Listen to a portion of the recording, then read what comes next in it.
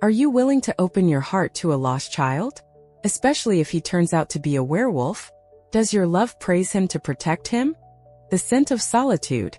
She woke up with the bird song. Melanie always did now.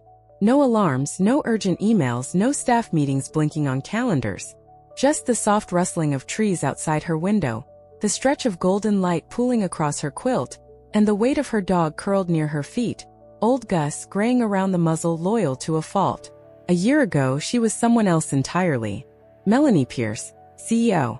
Power-suited. Razor-voiced. Interviews, deadlines, flights. Building a legacy brick by brutal brick. And then collapse. A scandal not of her making. Her company turned to smoke. Investors vanished. Colleagues became ghosts. She remembered it without pain. Strangely, almost like it had happened to someone else. Like a book she'd finished and tucked back onto a shelf. Now she lived in a small wooden house on the edge of Duskwood Forest. No neighbors. No noise. Just pine needles, moss, and the steady rhythm of life as it was meant to be lived. Slowly. With intention. Each morning she ran the forest trail with Gus, her breath forming small clouds in the cool air. Afterward she sat on the terrace with a steaming cup of coffee, watching the mist lift off the moss-covered stones. She baked bread 3 times a week, not out of necessity but ritual. The house always smelled of yeast, salt, flour, and something warmer. Something like home. She had found peace. But peace had a funny way of leaving cracks for the past to slip through. That morning, as she drank her coffee and ran her fingers through Gus's fur, she remembered sharp and sudden, the woman she used to be. The way her heels echoed through marble halls. The metallic taste of ambition. The loneliness she never let herself name. And yet she smiled. She was happier now. It wasn't until she went into the city for flour and tea that something shifted. She felt it first. Eyes following her. And then she saw him, small, thin, no more than 10. A boy. Dirty cheeks, torn clothes, hair like black thistle. He didn't run. Didn't speak. Just watched her with wide, hollow eyes like twin moons. Fear and hunger lived behind them. She circled the block. Twice. He was still there. She tried to speak to him. He's bolted. Gone into the alleys before her voice fully reached him. That night she couldn't sleep. The moon was full. Bright. It flooded the forest with silver light, sharp as bone. Melanie stood on her porch with a cup of chamomile tea. Eyes on the trees, thoughts on the boy. Then she saw it. A movement in the grass. Small. Limping. A bundle of fur. She stepped down the porch stairs and froze. It was not a dog. Not quite. Small trembling eyes glazed with pain. Bruised ribs. A blood-matted coat. The creature whimpered as it moved toward her. Collapsed at her feet. She dropped her cup. Porcelain shattered against the stone. God, she breathed. Baby. She gathered the creature into her arms. It didn't resist. Inside, she wrapped it in towels, cleaned the wounds, whispered soft words, forgetting for a moment that she was alone in the woods, cradling a thing that looked more wolf than dog. At dawn, she finally fell asleep beside it. And when she woke up, the wolf was gone. In its place on the soft blanket sat the boy, the one from the city. He looked at her with ancient silver eyes and said, "Don't be afraid. I won't hurt you. I came because you smell like bread."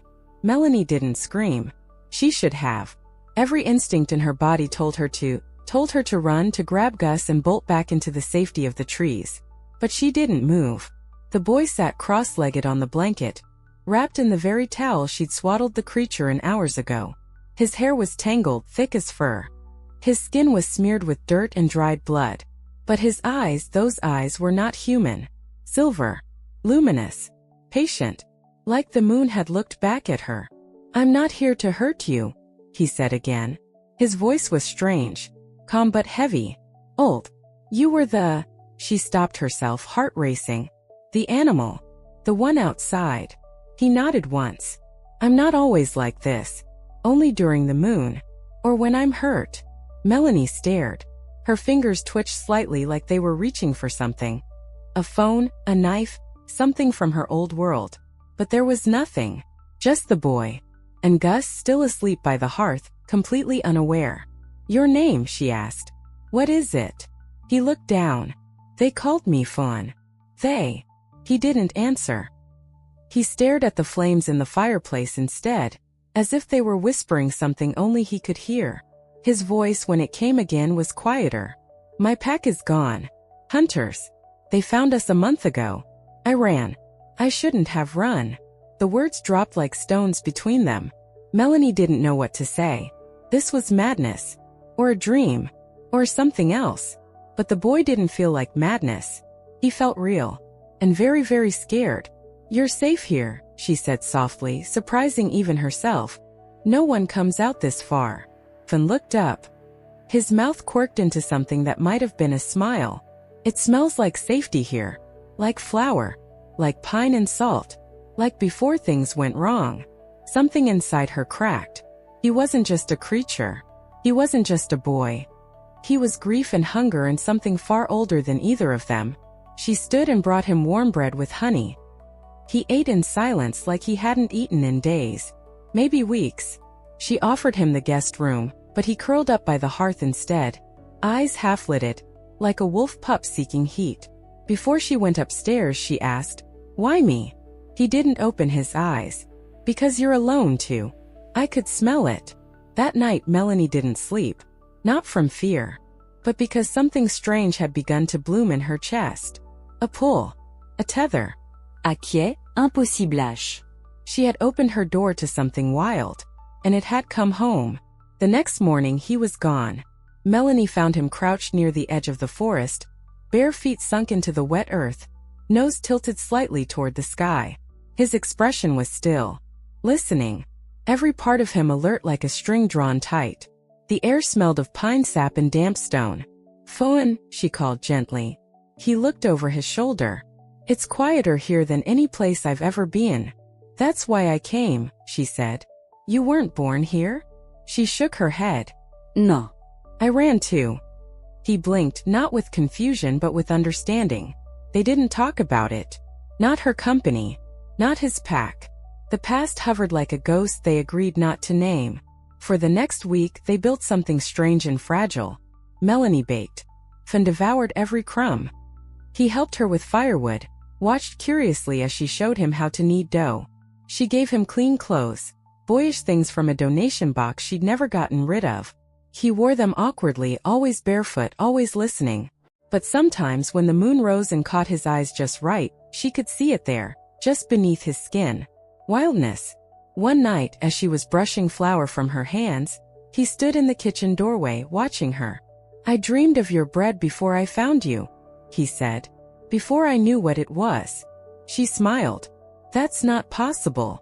"It is," he said, quiet. "For us." Melanie didn't ask what we meant. She didn't want to know yet. She only knew that her world, once built from silence and solitude, now pulsed with breath that was not her own. She had someone to cook for. Someone who lingered in doorways, who watched the stars, who sometimes whimpered softly in his sleep. She was no longer alone. And the strangest part? She didn't mind. But the forest had grown restless. Gus barked at shadows that hadn't been there the week before. The wind began to carry sounds it shouldn't. Cracks of twigs, low growls that weren't animals, whispers too smooth to be wind. Finn felt it first. "They're close," he said one night as she poured tea. "Who?" He looked towards the woods, towards the dark beyond the trees. "The ones who believe I belong to them." Melanie's fingers curled tightly around the cup. She didn't know who they were yet. But she knew one thing. They wouldn't take him. The forest was holding its breath. Melanie felt it in her chest that morning, thick and heavy, like the air just before a storm. The birdsong was quieter. The wind no longer moved through the trees the same way. Gus refused to step off the porch. He just sat at the threshold, growling low, his eyes fixed on the tree line. Finn was already outside. He'd started rising earlier than her now, always pulled to the woods. Not far, never out of sight, but closer each day. Closer to whatever it was calling out beyond the moss and the pine. She found him standing still in the yard, eyes narrowed. "You feel it too?" he asked. She didn't have to answer. That night the bread wouldn't rise. The dough stayed heavy, slumped in the bowl like it had forgotten how to breathe. The fire crackled too high then too low. Her tea tasted bitter, though she hadn't changed the leaves. She barely slept. And when she finally drifted off near dawn, she woke to the dog barking. Not at the woods but the window. Something had been there. She ran outside barefoot, heart in her throat. Nothing. No footprints. No broken branches. Just a feeling in the air. The kind that makes your spine stiffen and your teeth clench. She turned to go back inside and stopped. There. On the porch step. A mark. Drawn in mud or ash. A sharp curling symbol she didn't recognize but Fun did. When he saw it he went still. Not afraid. Alert. They've found me. She crouched beside the mark. Who are they? He hesitated. Then with a voice not meant for a child he said, the ones who keep the old packs. They believe a wolf that lives among humans must be punished. Or returned. Returned to who? She whispered. To no one, he said. My pack is ash. They'll take me anyway. She looked at him, this boy with the eyes of storms and a soul full of wild things. And something rose in her. Not panic, not dread. Fury. No one's taking you, she said. He looked up at her, something unreadable in his face. You smell like the forest when it was still whole, he whispered. You smell like before. That night she bolted the doors, lit every candle, and outside, the trees creaked in voices too old to be wind. Something was coming. They came at dusk. Melanie felt them before she saw them. 3 figures moving just beyond the trees.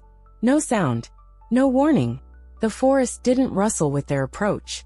It watched them, held still, as if afraid to move in their presence. She stepped onto the porch, a cast iron skillet in one hand. Warm from the stove, heavy familiar. Not a weapon, but it would do. Gus stood beside her, fur raised, teeth bare. Finn didn't run. He came to stand at her other side, barefoot in the dirt, eyes glowing faintly in the fading light. They're not human, he said softly. The figures stepped out of the trees. 3. 2 men. 1 woman. All dressed in black.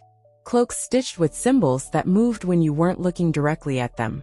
Eyes like glass, too clear, too pale. The woman stepped forward, lips curved in a smile that didn't reach her eyes. We mean you no harm, she said. Liar, Finn muttered. Melanie didn't lower the skillet. You're trespassing. We're following something lost, the woman said. Her voice was syrupy and sharp all at once, like honey over broken glass. The boy doesn't belong in your world. He belongs where he's safe, Melanie replied. Her voice was steady now, strange even to herself. The taller man spoke next.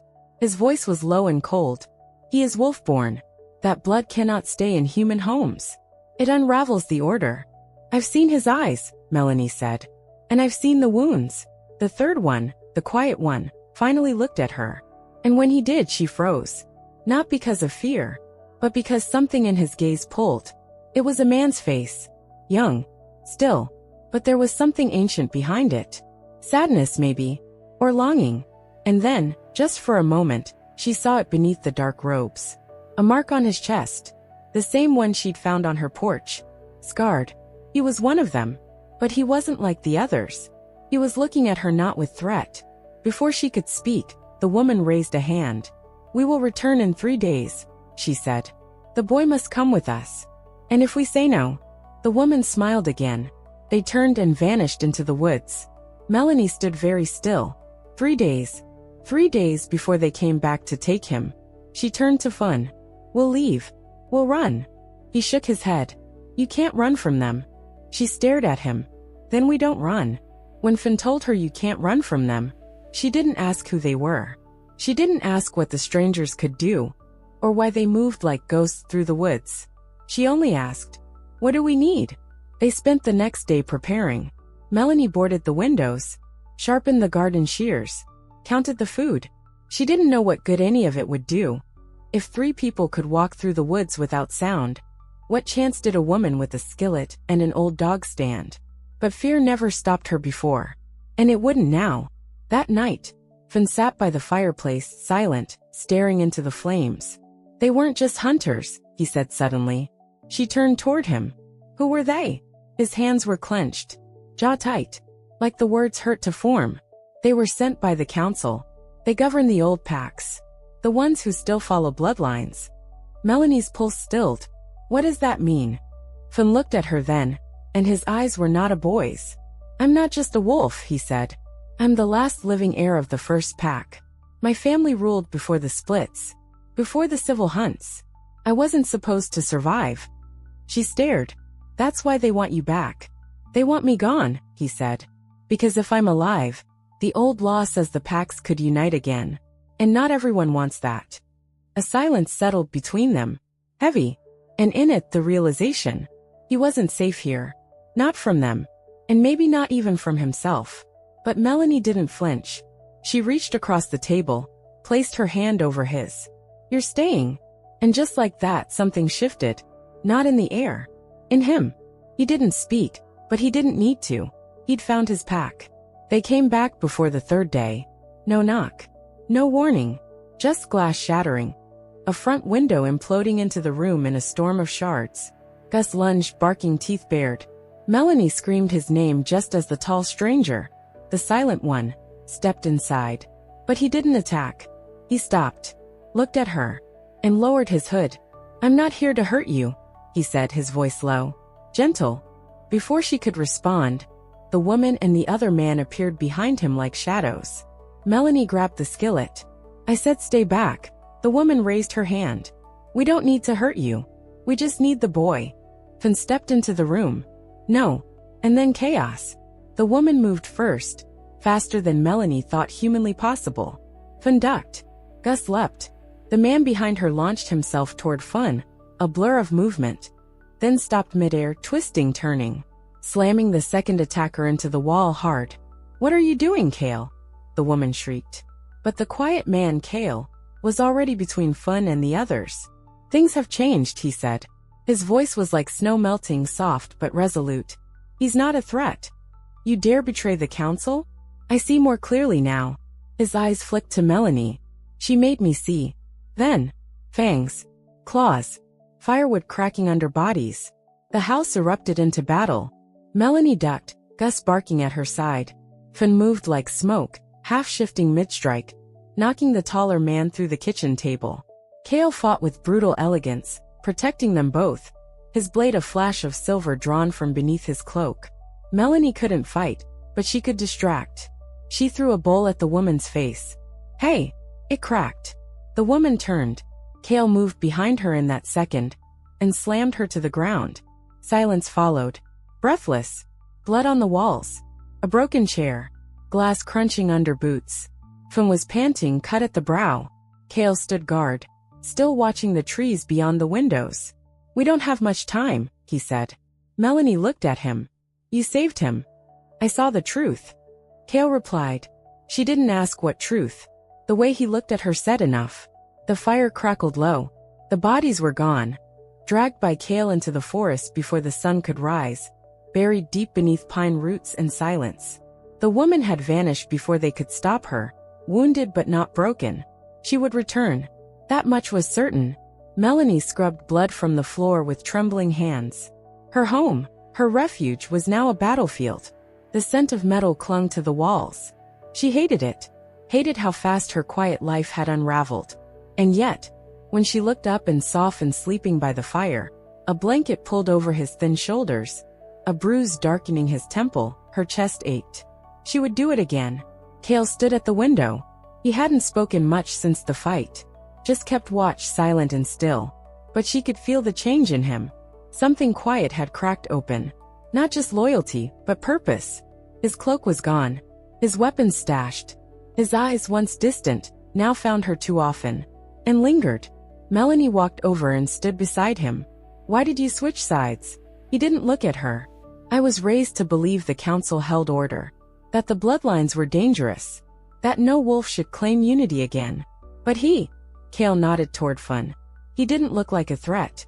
He looked like a child. And you? His voice faltered. She turned toward him. What about me? You stood between us. No power. No pack. No claws. Just heart. He looked at her then fully. You reminded me what courage is.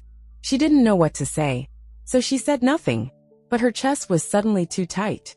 Later, when the moon rose high and Finn woke from sleep with a soft, startled cry, Melanie sat beside him on the floor. They won't stop coming, he said. I know. They'll burn this place if they have to. I know that too. You could still send me away. It's not your fight. She looked at him, this strange boy, half wolf, half royalty, all heart, and shook her head. You're not a burden. You're a choice. My choice. His eyes shimmered. I don't want you to get hurt. Too late, she whispered. You matter to me. That hurts already. He leaned against her shoulder. And for the first time he cried. Not because he was weak, but because he knew what was coming. Outside, Cale sharpened a blade. He didn't look at the house behind him. Didn't need to. He could feel her there. The girl who smelled like bread and fire. And something he didn't think he deserved. He was already falling. And in the forest, far beyond their reach, the woman who had fled knelt beneath an ancient tree. She pressed her palm to the roots and whispered into the soil. They have the boy. And the traitor. The ground answered with a sound like breath. A dozen eyes opened in the darkness. And began to move. The next day passed in silence, thick as smoke. Melanie patched the broken window with boards. Cale carved sigils into the trees, old ones, meant to confuse the scent trail. Though he warned her they'd only buy them time. Finn didn't speak much. He sat in the yard with Gus, eyes scanning the tree line, shoulders tense. A boy wearing the weight of a crown he never asked for. I can hear them now, he murmured as the sun began to dip. In the earth. In the pine needles. They're calling the strays. The broken packs. Wolves? Melanie asked. He nodded. Not the kind I knew. Not the kind I trust. These are ferals. Exiles. They'll tear down everything just to see what bleeds. Cale returned from his patrol then, silent as a blade. She's summoned a feral host, he confirmed. Old blood debts. Promise freedom in exchange for your head.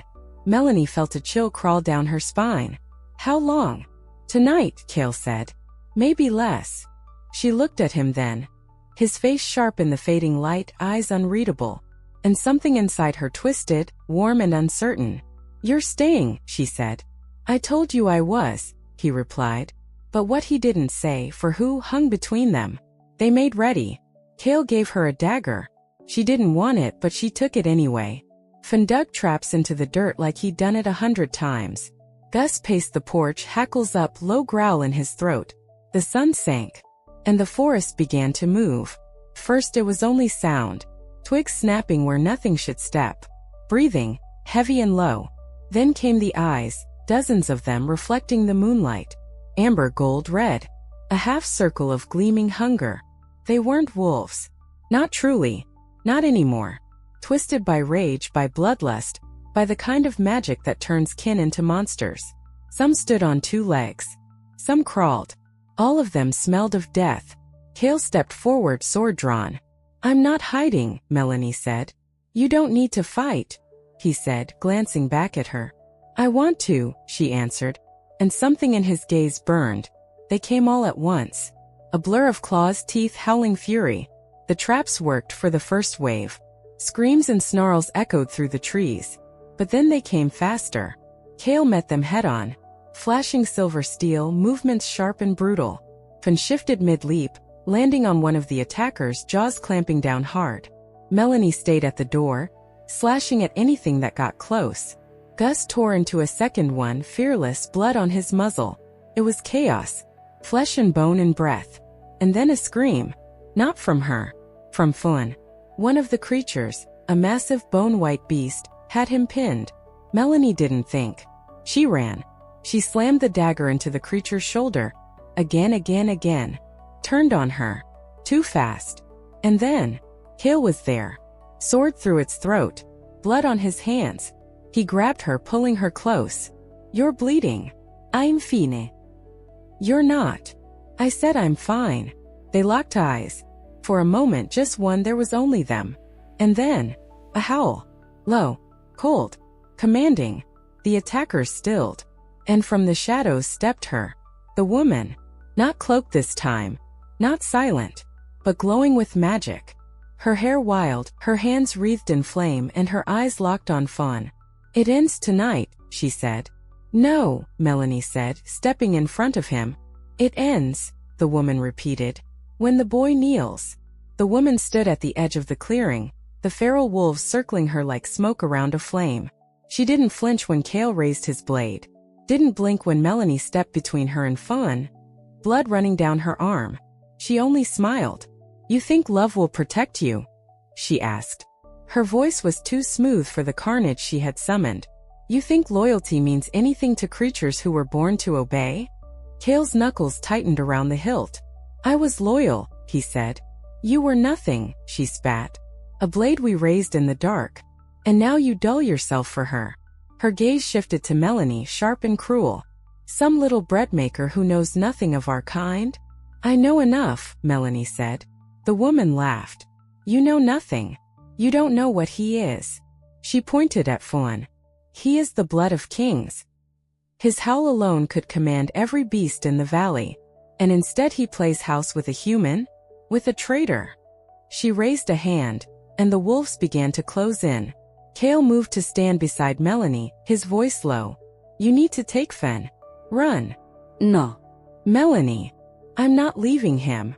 She looked at Cale, then really looked, and something passed between them. Not words. Not promises. Just a shared truth. She would die for Fawn. And Cale might die for her. "Let's see how much you're willing to bleed for this lie," the woman said. And with a flick of her wrist, the second wave came. Fangs. Fire. Screaming. Cale moved like a storm, cutting through beasts with a grace that looked like dancing. All firelight and blood. Melanie dragged Fawn behind her, half shifted and dazed, to the edge of the clearing. Then she turned, and saw the woman coming straight for her. Cale was too far. Melanie raised her dagger, but she wasn't fast enough. The woman smiled, raised her hand, and froze. Because behind Melanie, Fen had begun to growl. Low, deep, royal. The sound rippled across the clearing like thunder through marrow. Even the ferals paused. The woman's expression faltered. And then Fen howled. The kind of howl that cracked the sky. The kind of howl the old world remembered. And every wolf stopped. Even the twisted ones. They lowered their heads. Not to her. To him. The woman stepped back, fury in her eyes. "No," she whispered. But it was too late. The blood had recognized its line. Fen stepped forward, taller now, his body half-wolf, half-boy, eyes glowing. "You don't own me," he said. The air pulsed. And the wolves, hers, turned on her. She vanished in a blur of light and shadow, fleeing into the forest, screaming curses in a tongue Melanie didn't know. And then, silence. Cale dropped his sword. Melanie fell to her knees.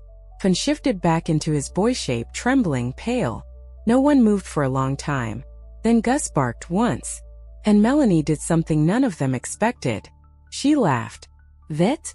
Brettles. Hysterical. Because somehow they were still alive. The clearing smelled like ash and pine sap. Melanie sat on the porch steps, her arms wrapped around her knees, blood crusted on her sleeve.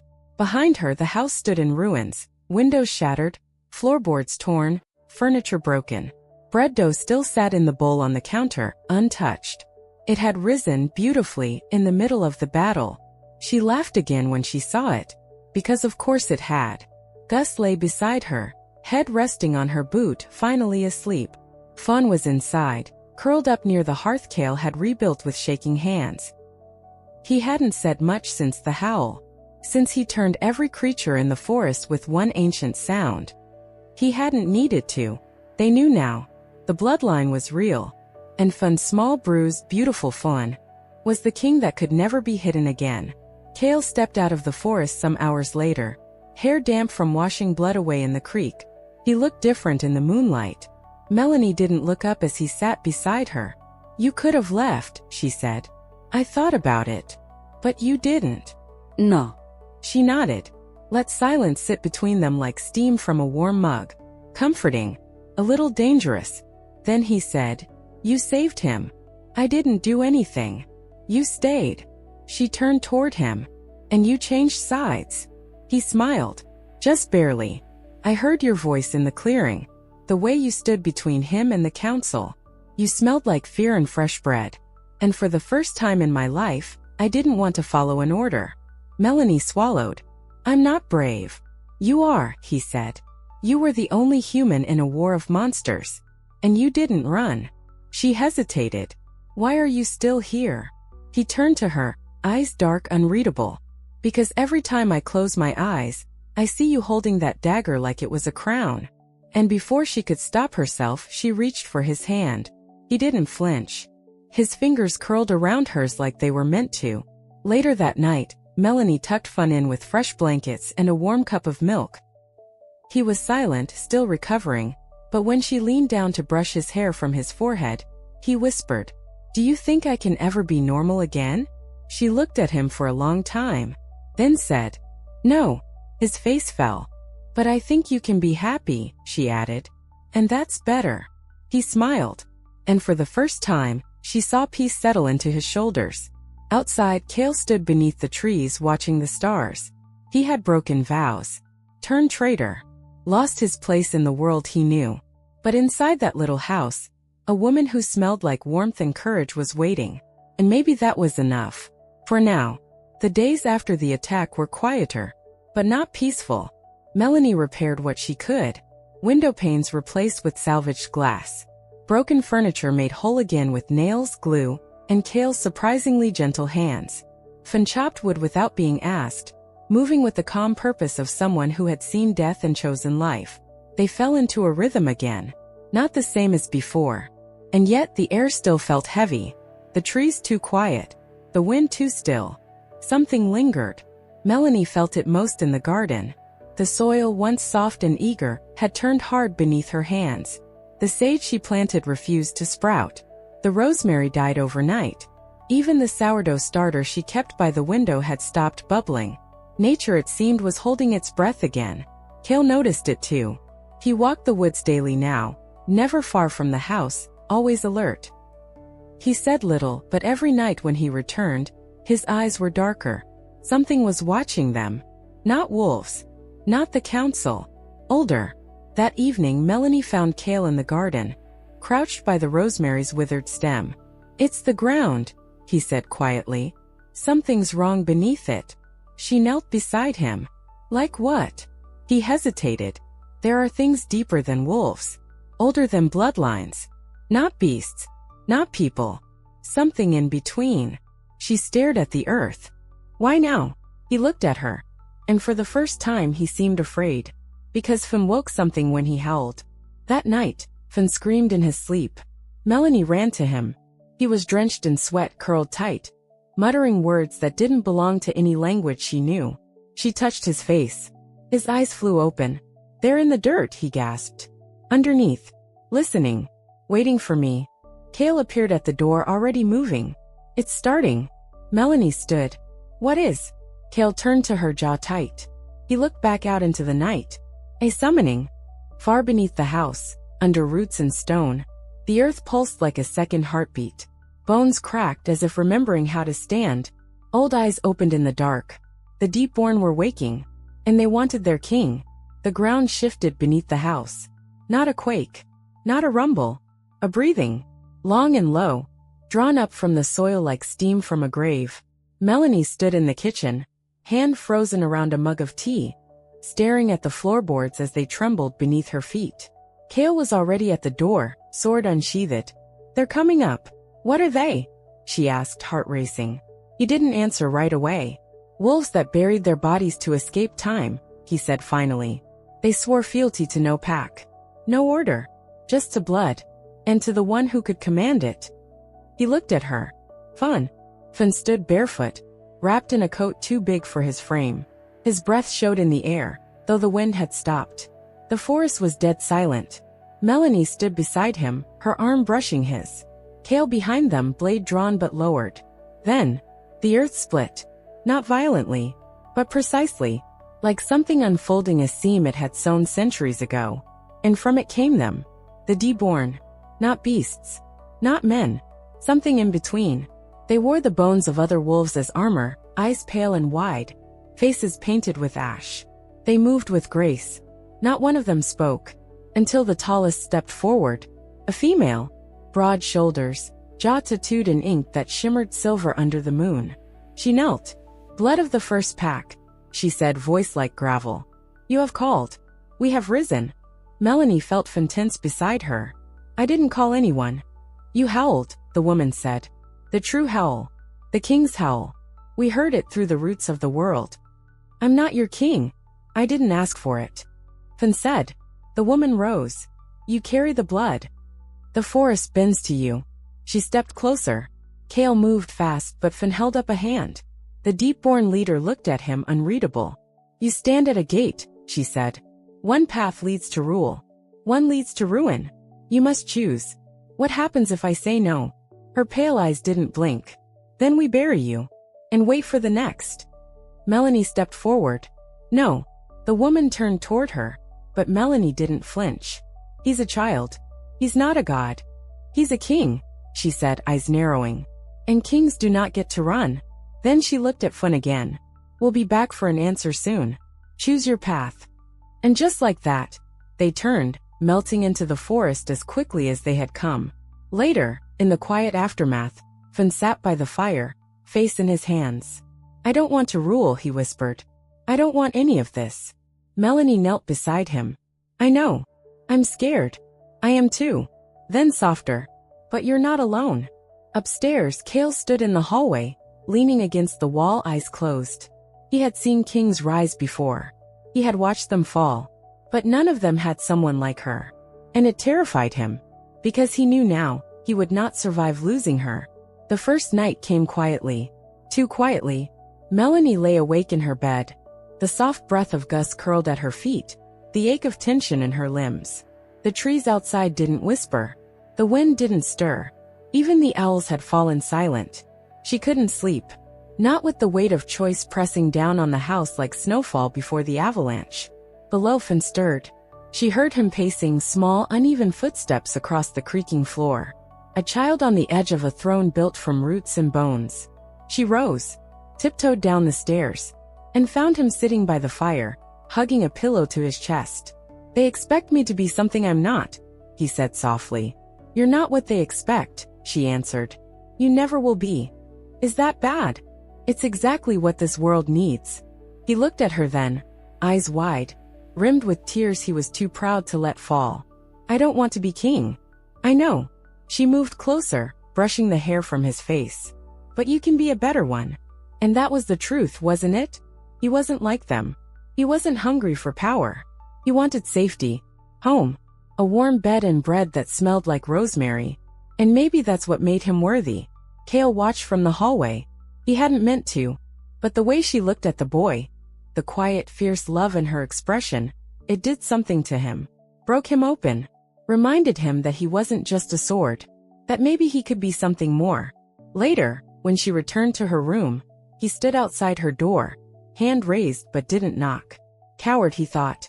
The next morning, Melanie found a note tucked under her tea mug. Written in Kale's hand. If I walk into the forest and don't come back, it means I went looking for something I don't want you to face. But if I do come back, I'll be asking you something. Something that terrifies me. Please don't answer yet. Her heart thudded in her chest. And across the table, Finn looked up from his plate and said, They're already moving beneath us. I heard them again last night. Like teeth gnashing against stone. Melanie closed her eyes. One night down. The ground was already shifting. The second night came like smoke, slow, creeping, hard to breathe. Melanie felt it in her chest as she kneaded dough that wouldn't rise. Her fingers moved through the motions, but her thoughts were elsewhere. Finn's too silent face. Kale's note still folded in her pocket. The forest pressing against the walls like a held breath. Finn hadn't spoken much that day. He didn't eat. Didn't sleep. And when she tried to sit beside him, he said only, They're watching me. And he was right. Because just after the sun sank behind the pines, the ground opened. Again. Not like the first time. No grand entrance. Just a ripple through the soil, and Finn was gone. Melanie screamed. Kale was already at her side, sword drawn. But the earth had sealed again, smooth and untouched, like it had swallowed a secret. They searched. Hours passed. No sign. And then a whisper. Melanie froze, her breath catching. It came from the garden. From the rosemary patch, now blooming in a way it hadn't in weeks. A single flower. Blood red. She stepped forward slowly. And heard it again. Below. Come below. Kale tried to stop her. She didn't listen. The tunnel was narrow. Cold. Melanie crawled through first. Kale followed. The tunnel led down, deep, twisting into the roots of the forest like a snake through time. And then an open cavern. She gasped. Roots the size of pillars twisted through the ceiling. Bones lined the walls. And in the center, Fun, kneeling, surrounded by the Deepborn. They were chanting, not in threat but in ceremony. Melanie moved to run forward, but Kale held her back. Look, he whispered. And she did. The female leader stepped toward Fun, holding something in her hands. A blade. But not just a weapon. An heir's blade, bound in symbols of unity, pain and promise. Take it, the woman said. And you are ours. Fun looked up. His eyes met Melanie's. They were no longer filled with fear. Only decision. He reached for the blade. And stopped. No, he said. The cavern went silent. I'll take it, he continued, standing, his voice calm, commanding. But not to be your king. Not if I have to lose them. He looked at her. Melanie. His family. His anchor. His choice. You will follow me, he said. The Deepborn hesitated. Then, they bowed. All of them. To the boy. To the king who chose love. They returned just before dawn. Fun silent. Kale watchful. And Melanie was shaking. Because now the world would come for him. And she didn't know if love would be enough. The night did not arrive in silence. It came howling. Winds tore through the trees like warnings. The moon rose blood-bright behind the clouds. The wolves of the wild packs howled. And stopped mid-call. Even the forest feared what was coming. Melanie stood on the porch, Kale beside her, Fun between them. He wore no crown. No cloak. Just a jacket too big. And a look in his eyes that didn't belong to a boy anymore. They're coming, he said. Kale nodded. The first flames flickered beyond the tree line. A line of torches. Dozens of figures. Council loyalists. Ferals. Outcasts. All gathered for one purpose. To take the heir. To take the king. The woman from before stepped out from the firelight. Fury etched across her perfect face. Her cloak was gone. Her eyes burned with unspent magic. He made his choice, she spat. And so did we, Kale said, stepping beside Melanie. The woman raised a hand. And the fire leapt. Straight toward the house. Fun raised his arm. And howled. Not a command. Not a cry for help. A declaration. The ground split, not down but out. And from the forest came those who had waited for a leader, who chose love over blood. They came with blades made of root. With teeth. With silence that could slice. The battle was not long. It was not clean. Melanie fought with Kale at her side. Her dagger a blur. Her hands blistered, her breath raw. She bled. He bled. Gus fought like fury incarnate, teeth to throat, eyes wild. Infant. He stood in the center of it all, eyes glowing, the heir's blade in his hand. And when the dust settled, the council was gone. Their army scattered. Only ash remained. Dawn broke quietly. The forest exhaled. The earth stilled. Kale sat beside the well, wrapping a wound on his arm. Melanie came to him, eyes ringed with exhaustion. He looked up. I said if I came back, I'd ask you something. She smiled, bruised and brilliant. Then ask. He leaned in closer than ever. Will you stay with me? Even if the world doesn't? She kissed him. And that was her answer. Fun stood at the tree line, watching the sunrise. He was still a boy. Still wolf. Still something not meant to survive, but he had. Because someone had believed in him. Behind him his new pack waited. Not bound by blood, but by choice. And deep beneath the roots of the forest, the ancient things slept again. For now,